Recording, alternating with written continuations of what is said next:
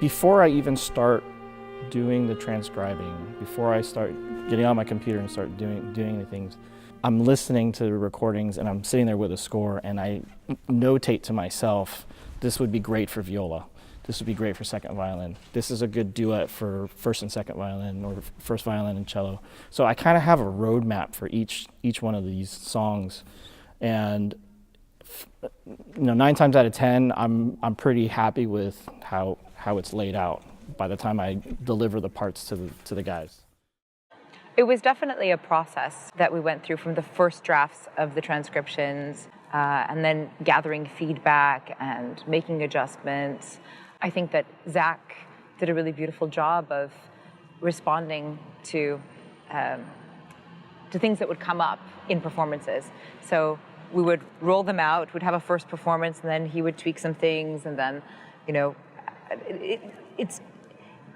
you can't overstate how important the performance process is to developing artistically, developing whatever, either individually artistically or these, in this case, these transcriptions. They really needed ears and eyes upon them and some time to grow and to develop.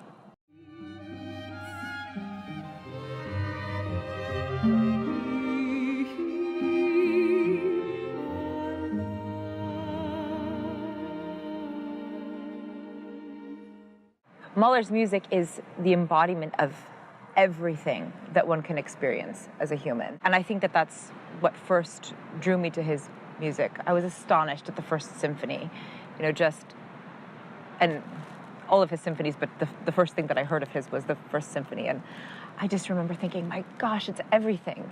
I felt despair, I felt I could weep, I felt joy, I felt humor, ecstasy. It was everything. And I just think that his use of poetry, of sound, in this case of the human voice is so exquisite. I was pleasantly surprised at how Mahler-esque it sounded. And we've been performing these cycles over the last several years with Kindra, and the audiences have been telling us, this is really amazing. It sounds like Mahler. It doesn't sound like an arrangement. And I didn't really believe it until I heard the first edit of these cycles. I was like, wow, it actually does.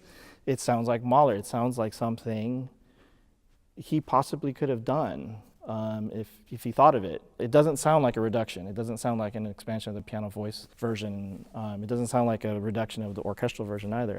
It sounds like chamber music, Mahler chamber music.